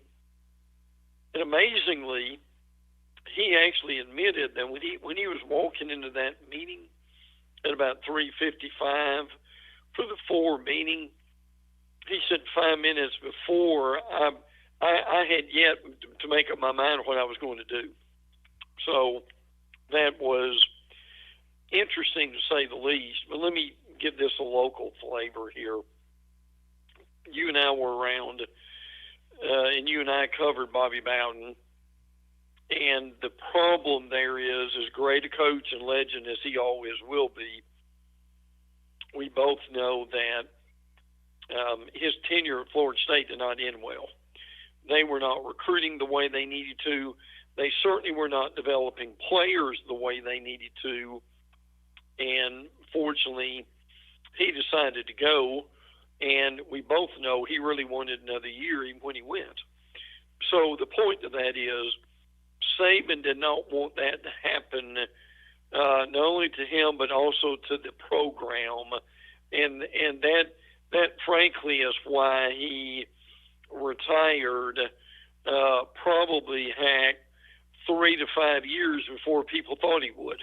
You get Brent Beard on First Coast News. You also get him weekly right here on Hacker After Dark. Brent, go quick here because there's a lot of other angles I want to hit with you. But I got to ask you, with your ties to that state, can you put into words what Nick Saban meant to the state of Alabama? He made about $11 million a year, and he was grossly underpaid. And people would scoff at that.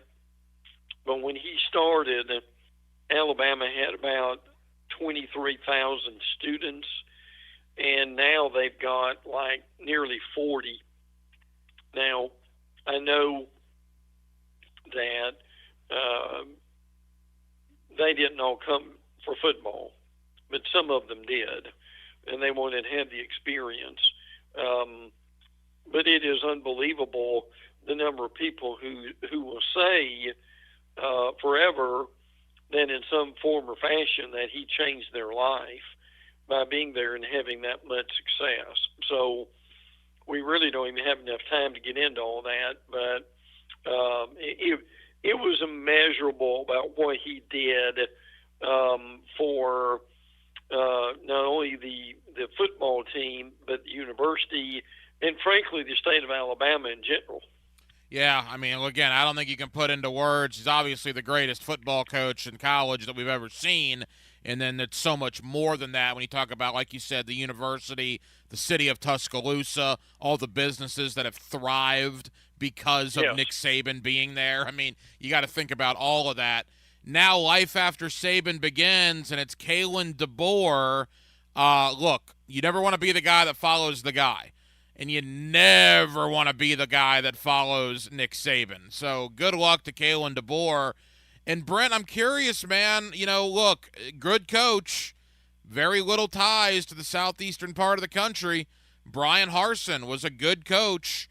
He came to Auburn, and it was a disaster. Now, I don't think DeBoer is going to have the same situation that Harsin did, but I bring that up because I'm very surprised that Alabama, and this is Alabama we're talking about, brought in a guy that's not familiar with recruiting and things along those lines in this part of the country.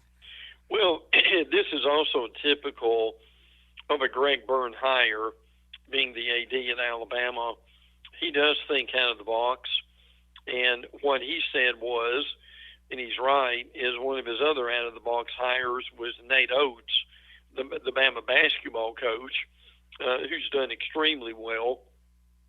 So that threw some people off. I mean, there were a lot of talk about Mike Norvell and Steve Sarkisian at Texas, and Dabo Sweeney and Dan Lanning.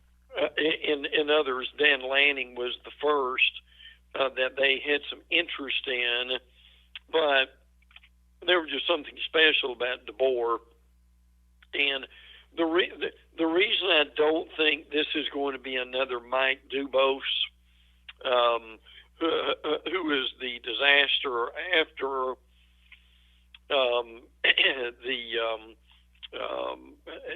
you went through several different coaches, but DeBoer's had incredible success at Washington, and he has a tremendous staff. A lot of that staff is coming with him, including Grubb, the offensive coordinator, who a lot of people think is just absolutely an elite offensive coordinator. So we will see, but I think he's trying to embrace it instead of staying away from it. I know when Ray Perkins replaced Bear Bryant, Perkins basically wanted to keep away and trying to take down and remove anything that happened with Bryant, which is a huge mistake for him. But I think it's a good hire. Only time will tell. It certainly is from a different part of the country. He's going to have to get some SEC coaches in there at some point to help him recruit. But I think so far the players and the school and so forth have been pleased with what they've seen from DeBoer. You see Brent Beard on First Coast News. You also get him weekly right here on Hacker After Dark. Brent, whether DeBoer was the first choice or not, I guess we'll never really know with 100% certainty. There are people out there that reported that Mike Norvell was certainly in the mix. Alabama was very interested, and to Florida State's credit, they stepped up to the plate and gave Norvell a monster extension. And if you were to go back to August of 2022, and you were to tell Florida State fans in 17 months, right, in January of 24, we're going to sign Norvell to an 8-year deal that's going to pay him over $10 million per year, they would have laughed in your face. Yes. Again, that contract extension, Brent, the culmination of a crazy 17-month turnaround in Tallahassee.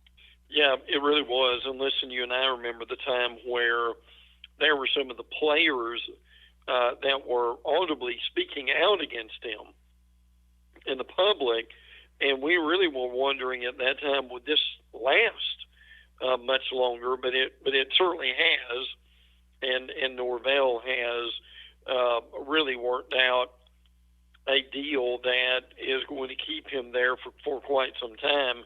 Now, let's be honest here. Besides Greg Byrne, the other genius in this situation is Jimmy Sexton, because so many of these coaches mentioned are his clients.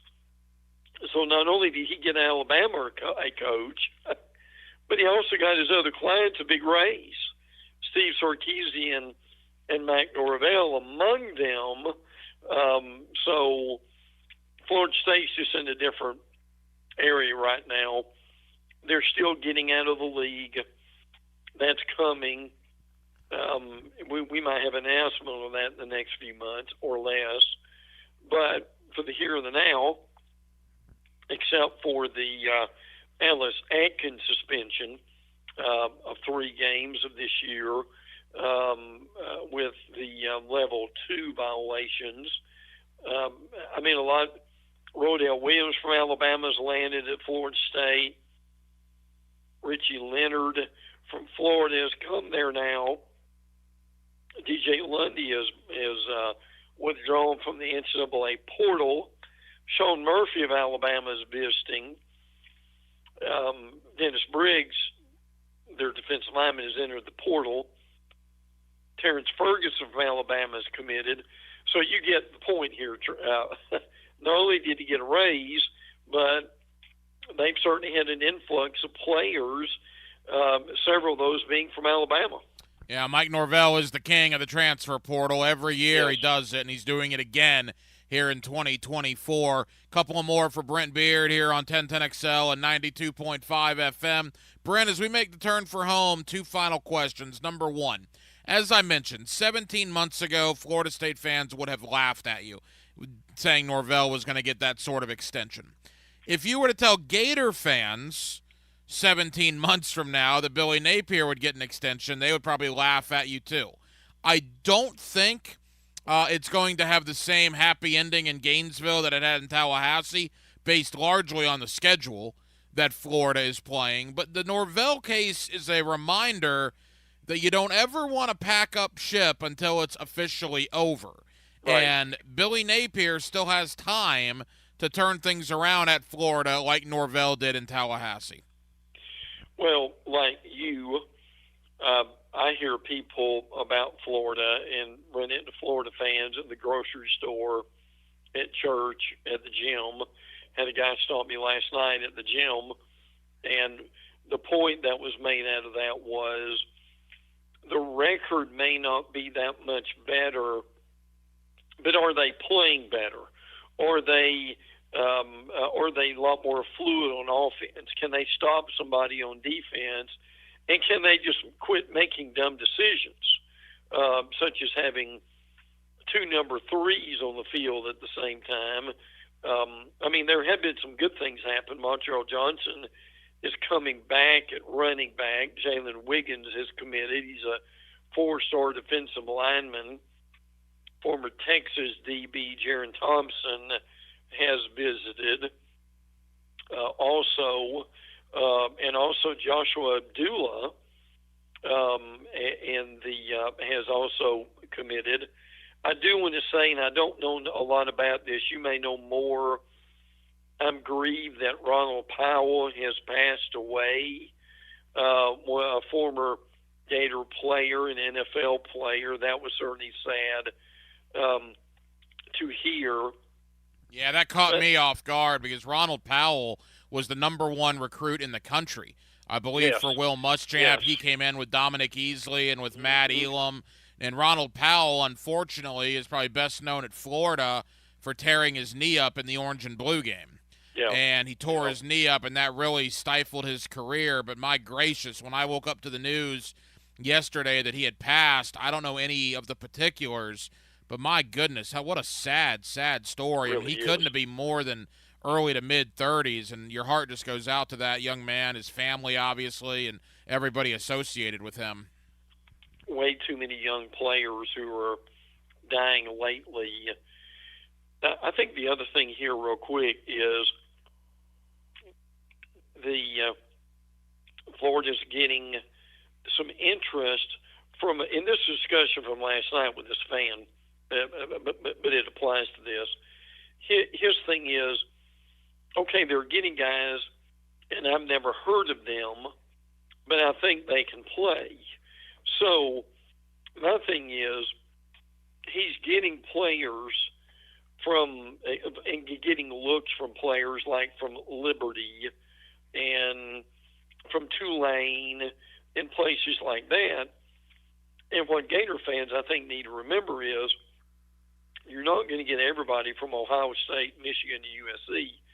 You're going to get some players from some smaller schools that you haven't paid a whole lot of attention to, but these guys can still play. So hopefully that's going to be the case for Florida.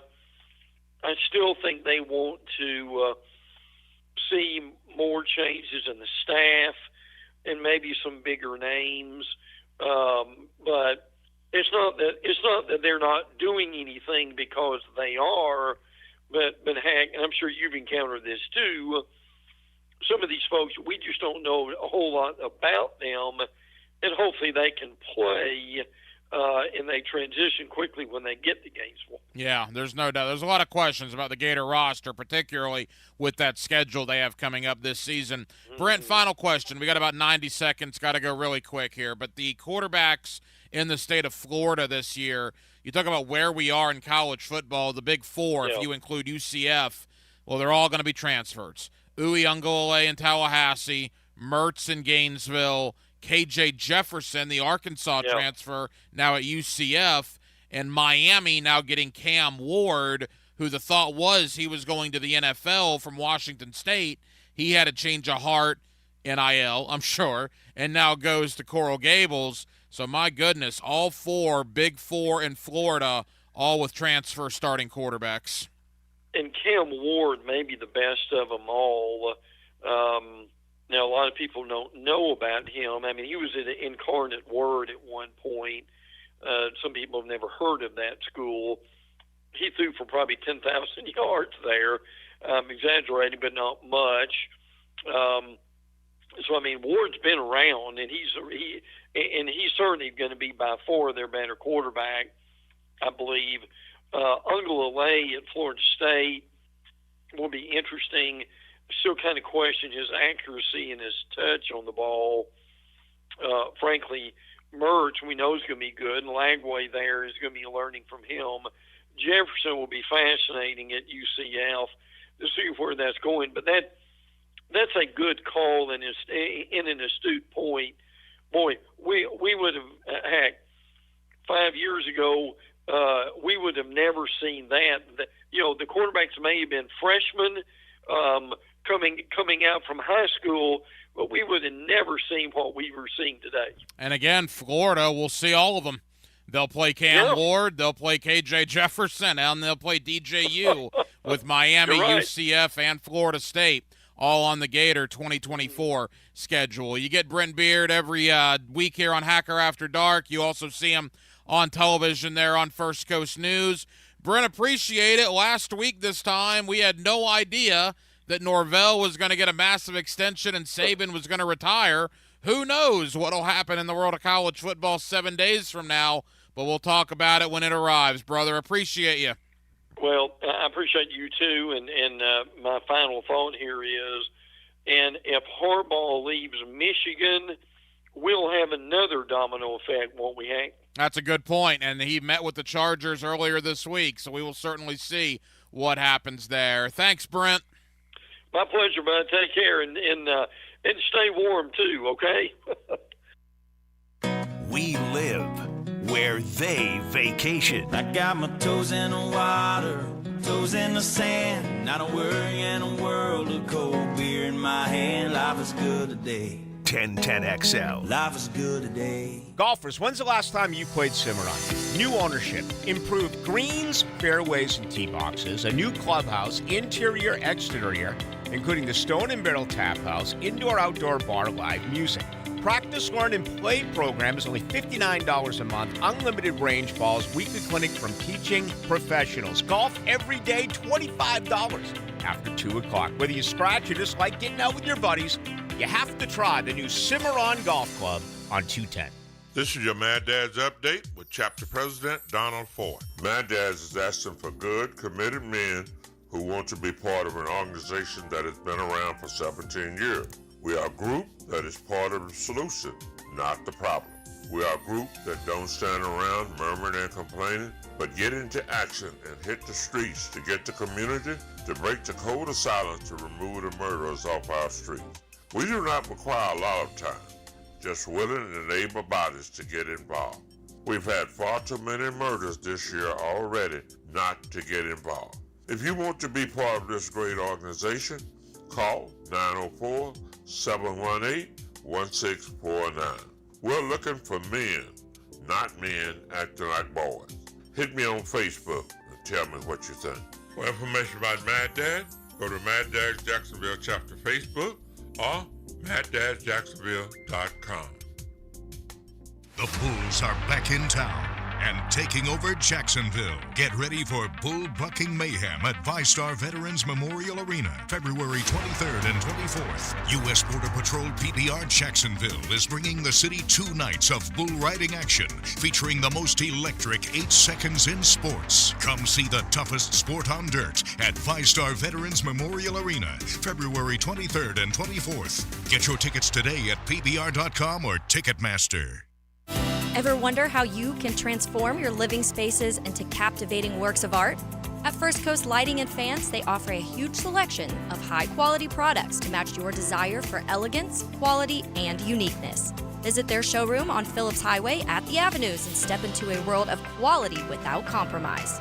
Discover the difference that locally owned expertise makes and let them help you experience the transformation from average to extraordinary at First Coast Lighting and Fans. Get fishing tips and stories from Captain Kevin Bite's gonna pick up pretty soon. on the Ring Power Fishing Forecast Show. Brought to you by Awaken 180 Weight Loss. Whoa! Thursday nights at 6 on 1010XL AM. Instant Keys. You don't have to go to the dealer. Instant Keys comes to you. Instant Keys saves the day if you have lost or broken keys. They can program new keys and remotes for nearly every make and model of vehicle at a fraction of the dealership cost. Fast, honest, and reliable locksmith service. Call 722-1111. Instant Keys. Instant Keys. You don't have to go to the dealer. Instant Keys comes to you. This is Hayes Carline here to help you break free from the chains of pest infestation. The talk of this town is Kingfish Pest Control. By now, many of your neighbors have already joined the Kingfish Revolution, leaving their homes and lawns protected and pest-free. Now it's your turn. Call Kingfish Pest Control and say goodbye to termites, ants, mosquitoes, and other annoying pests. Trust me, you'll get exceptional service and understand why your neighbors and I use Kingfish Pest Control, proud partner of the Jaguars. This is Keith Catlin for Catlin Truck Accessories, and we are so blessed to be in business for over 100 years. Over 100 years of the best product and customer service means you can count on Catlin. From roll and lock bed covers to Lear toppers to cam locker toolboxes, Catlin Truck Accessories has you covered when it comes to your truck or van. We do those too. Got a fleet of vehicles? We can outfit them all. Who can you count on? Count on Catlin. One name, one location, 100 years. You can count on Catlin. Wow, John, my Clearwater sprinkler system looks great. All right, Frank, let's go ahead and program your Rainbird timer. How many minutes do you want the zones to run? John, I think we run from the front 20, the sides 15, the back 10, the garden 5. Clearwater scores! Well, that's a first, Frank, but you're the boss. Clearwater Irrigation. We can't sing a lick, but we sure are good at sprinklers. And drainage to ClearwaterJacks.com. Lauren Brooks here from Mayport CNC Fisheries. Want the freshest seafood in town? From mahi to tuna to scallops to oysters. Mayport CNC Fisheries is in Atlantic Beach. Do what I did. Go enjoy Mayport CNC Fisheries. Hayes Carline here. Tired of missing out on the conversation due to hearing loss? At Jacksonville Hearing and Balance, their team of audiologists led by Dr. Douglas Green can help you rediscover the joy of connection. Visit jhbi.org today. 1010XL is presented by Farah and Farah, exclusive injury law firm of the Jacksonville Jaguars. Protecting you and your family. Call 396-5555. Jacksonville. Let's ring up another guest on the All-Pro Roofing phone line. Back here on 1010XL and 92.5 FM in the city of Jacksonville. We are glad you are with us. The Jaguar season now more than a week in the books after, well, the biggest collapse in franchise history. I don't think I'm sugarcoating that at all. And the NFL playoffs are in full swing, and my goodness, how good did the Houston Texans look over the weekend? There is a lot to get into with that. Let me go to my buddy D-Rock, Mike Duraco, ESPN.com. Always kind enough to join us here on 1010XL in Jacksonville. Mike, how you doing, man? I'm good, Hacker. How are you, bud? Mike, we're good. I guess last week was kind of like coping, right? We had to get through the grief, and now we're on to the understanding as to what exactly happened. And let me ask you, you're around this team every day. It's been 8 days, Mike. What happened? Why did this team collapse in the fashion that they did? You know, the funny thing is, I think Josh Allen, what he said after the game in the locker room after the game was really telling to me. And that is, he said the last, 5-6 weeks, we were just kind of waiting for that spark to happen, like we got last year, and just waiting for it to happen, and it never came. To me, that's a pretty darn big indictment of I don't know that chemistry is the right word, but certainly the approach inside the locker room. As Doug Peterson said, I think the next day, go be the spark. Somebody needed to step up, and no one really did. And I get that there were, injuries, and that's a part of it. I get that there were some questions on defense, and I get that there were, a quarterback who hadn't really practiced in 3 weeks. But the bigger thing to me is that there was it seemed like the leadership in that locker room didn't take over the way it needed to. And I think that's something that might be a little bit concerning going forward a little bit. Yeah, there's no question. And look, since the loss, 10 coaches have been let go, including obviously defensive coordinator Mike Caldwell. And here's my question, D-Rock. If Calvin Ridley catches that ball with 2 minutes to go in Nashville and finds his way into the end zone, and Jacksonville goes on to, say, beat Tennessee in overtime, are those coaches still here, or was that a knee-jerk reaction to the loss in Tennessee? That's a really good question. I think if they had gone out the way, like, say, the Browns went out in the first round of the playoffs and had given up, 45, I think it was, whatever the Texans scored, then I think there would be some wholesale changes. I think if they had just lost in that first round playoff game in a normal game, then I think there was going to be changes anyway, but I don't know that it was going to be as drastic as what we saw. That defense down the stretch of the season, we point to all the turnovers and we point to Trevor Lawrence's struggles, in that last stretch there. But, that defense gave up 34 points at home to the Cincinnati Bengals and Jake Browning. I mean, you score 31 at home, you should win that game. You went ahead and gave up 28 to the 30 to the Bucks on Christmas Eve, when it was just an absolutely listless performance. And the 28 points you gave up and the 153 yards rushing to Derrick Henry, which was the most he had rushed for this year. I mean, both sides share blame, but seriously, when that defense needed to step up and make some plays in the second part of that season, they really didn't do it. So I was expecting some changes anyway. I don't know that it would have been the full sale, hey, everybody's gone except 2 or 3 guys on the defensive side, but there would have been changes. Mike Duraco, ESPN.com. I also thought Andrew Wingard in the postgame locker room up in Nashville a week ago Sunday, when he said that guys were basically not playing assignment football down the stretch. I thought that was a pretty telling statement from a team captain.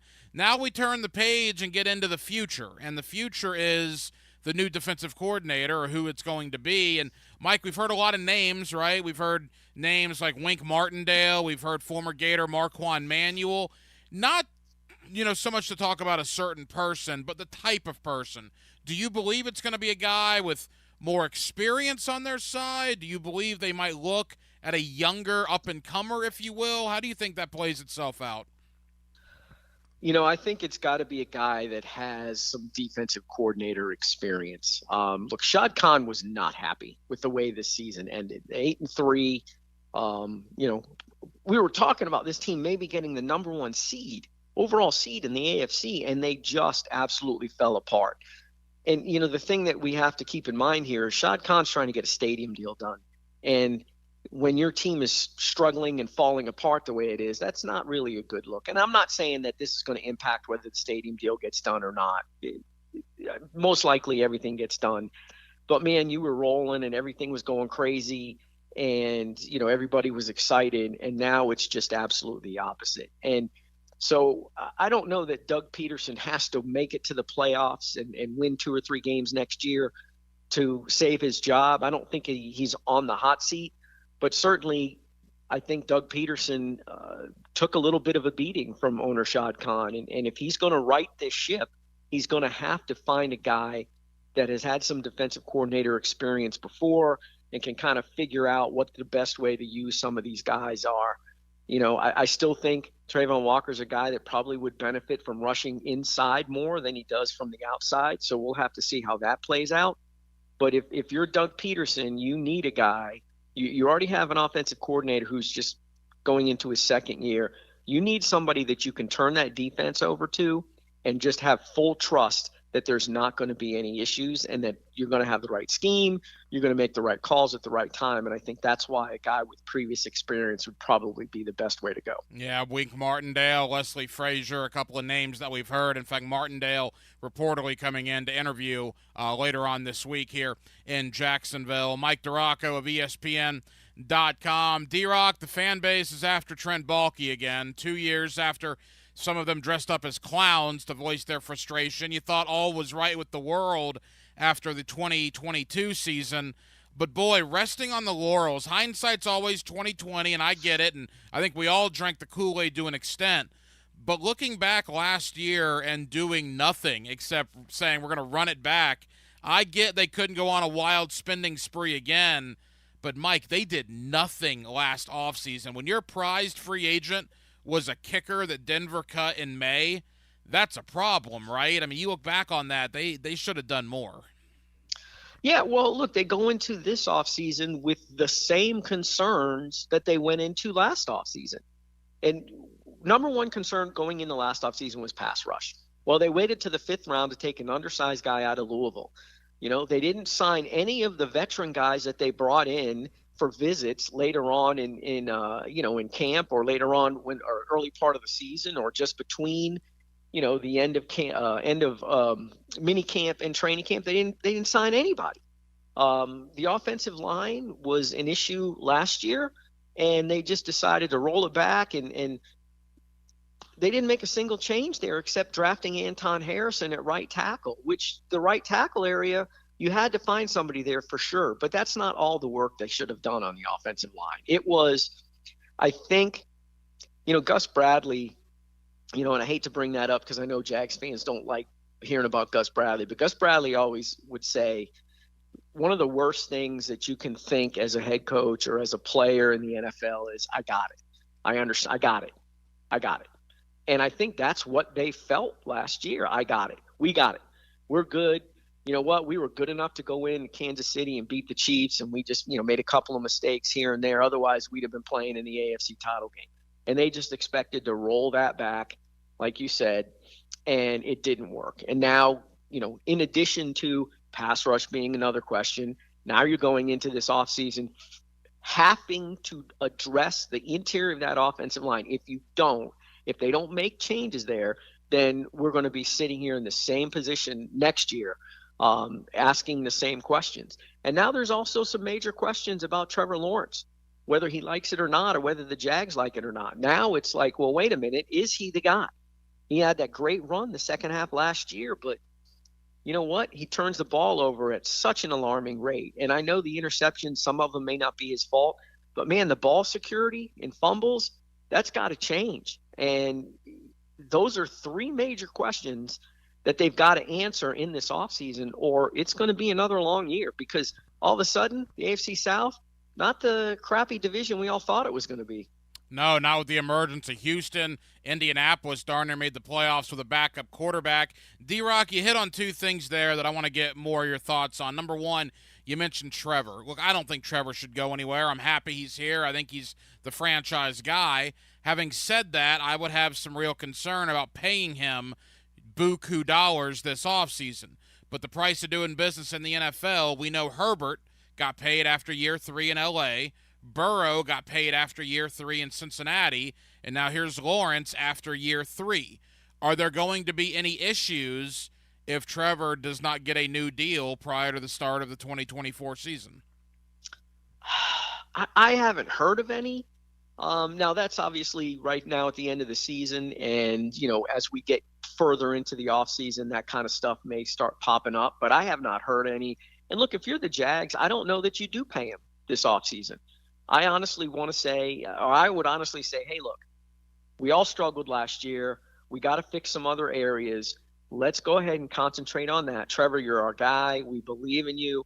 We'll pick up the 5th-year option, obviously, and then we'll work on this next year. But right now, we've got to solve some other areas of this team. And to be honest with you, I would really be surprised if Trevor Lawrence wasn't in meetings with Doug Peterson at some point the last couple of weeks, his exit interview, if he sat down with Trent Baalke, sat down with Shad Khan, the owner, and made his thoughts known about what needs to be fixed. I wouldn't, if the Jags do a deal with him after this, in this offseason, I wouldn't be surprised. If they don't, I don't think I would be surprised either. Not after what he kind of put on tape the last half of the season. Even the first half of the season, I thought he was very good. He may not have been flashy, but if you look, I think he had a streak of 5 or 6 games, the longest of his career with a passer rating over 90. So he was playing good football. The numbers may not have been there, but he was playing good football. The last half of the season, that's a different story. A couple of more from Mike DeRocco of ESPN.com. D-Rock, you also brought up pass rush, and I remember being out there with you and Mark Long and all the guys at OTAs and in minicamp and training camp, and we knew then that they had nothing behind Josh Allen and Trayvon Walker. And every press conference, you or Mark or somebody would ask, hey, are you going to bring this guy in or this veteran's available? And they kept saying, oh, the young guys are going to develop. We think we're good. We think we're good. And it was nonsense. I mean, they're talking about Caleb Chason and these 4th and 5th round rookies that they drafted. It was just complete and total nonsense. And I guess my question is, if guys like you and me knew they had nothing behind Walker and Allen, then the general manager making millions of dollars, he better should have known that. And now, is it incompetence, which I don't think it is? I think Balky's a pretty smart guy. Or was it simply arrogance on the franchise's part not to address that? I think it's more the latter, but maybe a little bit of the former, too, mixed in. Because, look, they were counting on Dawuane Smoot coming back from the Achilles and being an impact. And they were counting on Devon Hamilton to do that as well on the interior. Now, Hamilton had the back infection, and that really kind of just wiped out this entire season for him. So from that standpoint, they were hurt there. But to count on a guy like a Dawuane Smoot coming off an Achilles injury, and when did he start playing? End of October? I mean, that's unrealistic and arrogant to think that he would be able to do much less than a year after he tore his Achilles. So, look, they had guys in. They had Calais in. They had Jadeveon Clowney in. They had Justin Houston. I mean, they had veteran guys in. And if you look across the league throughout the season, NFL teams bring veterans in off the street and sign guys at positions hoping for just a little bit of a contribution, or hoping that they can provide a spark, or hoping that they can catch, maybe magic in a bottle a little bit for a 3 or 4 week stretch and get something out of these guys. The Jags, they brought in Ezra Cleveland from the Minnesota Vikings in a midseason trade, who they think is going to be their left guard next year, but they did not address the biggest weakness on this team going into this past offseason. And Hacker, how bad would it have been if Josh Allen didn't have the monster season that he had? Mm-hmm. If Josh was up there around 8, 9, 10 sacks, which is kind of where he had been living, for most of his career, how bad would it have been? It would have been way, way worse. It would have been awful, and there's no doubt. Or if he gotten hurt, anything. I mean, they kind of got lucky in that regard.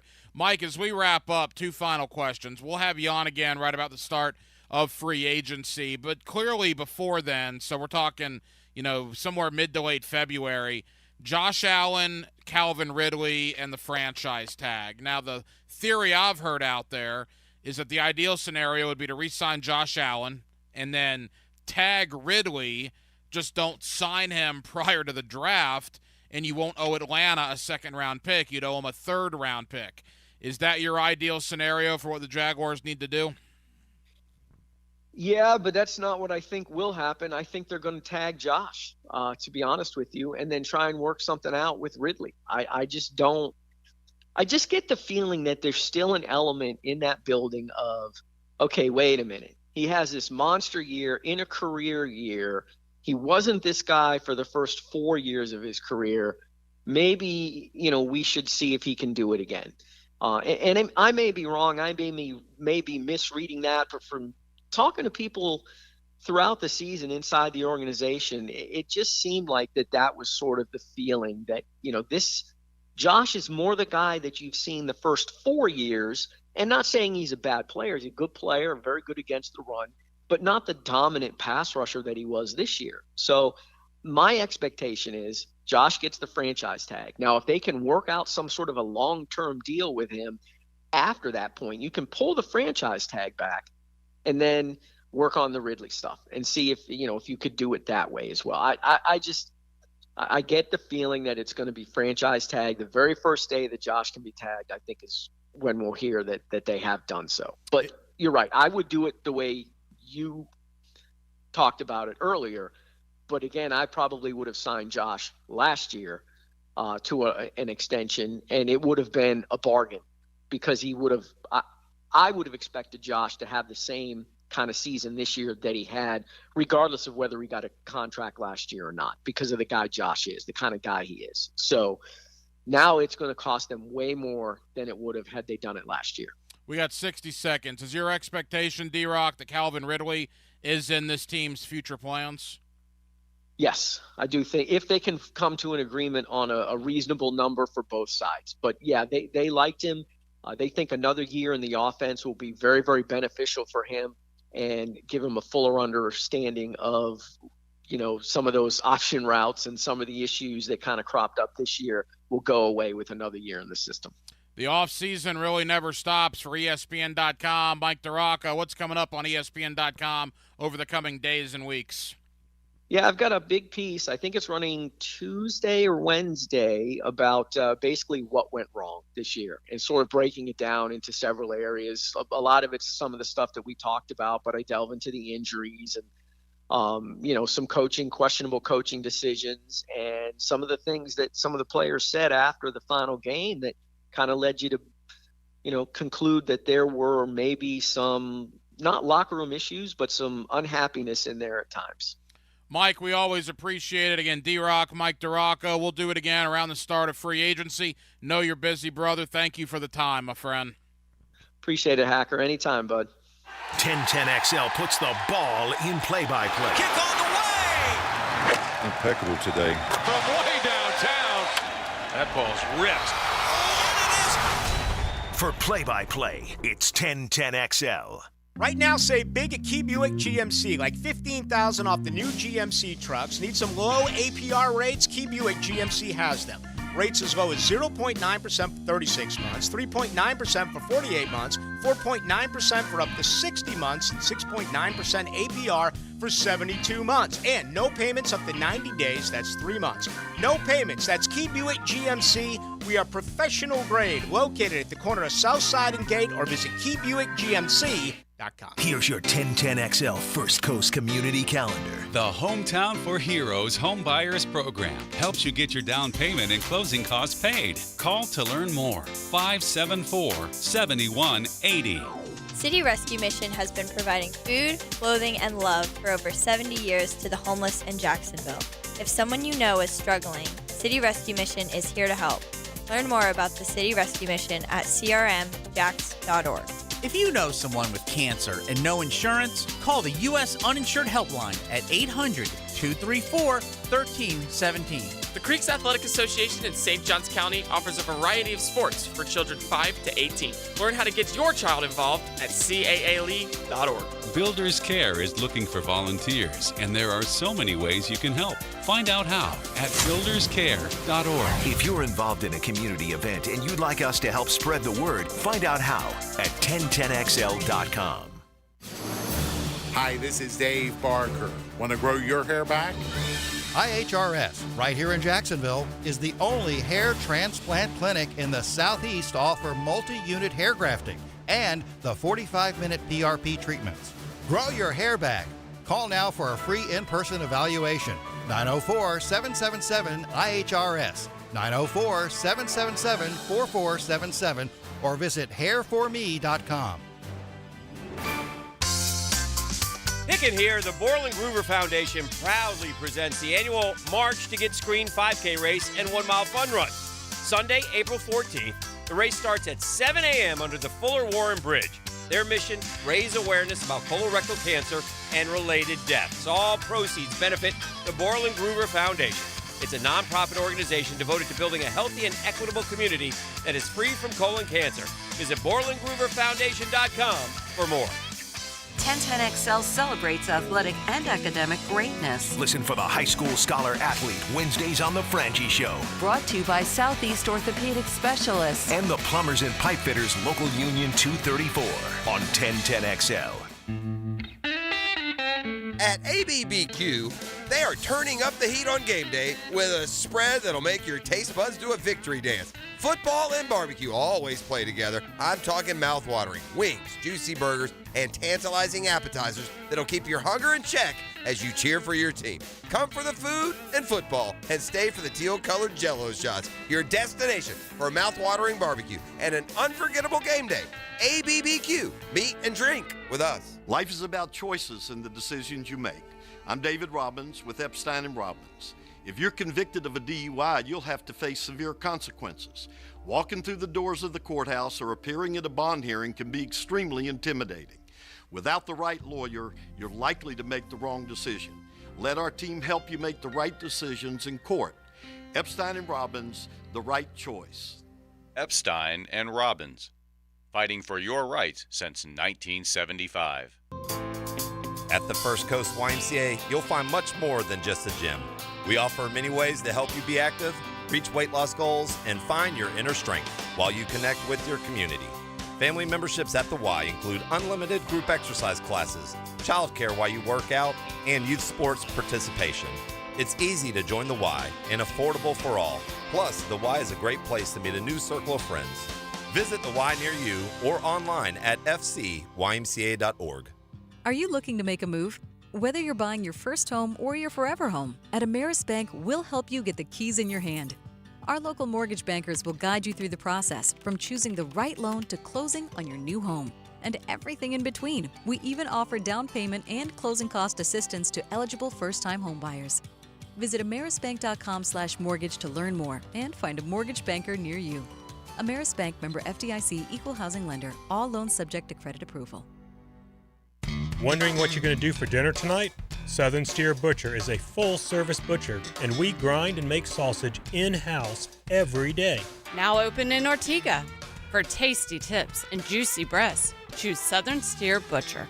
Flickering lights and hot switches can be annoying. They can also signal a major problem or electrical emergency, so leave it to the pros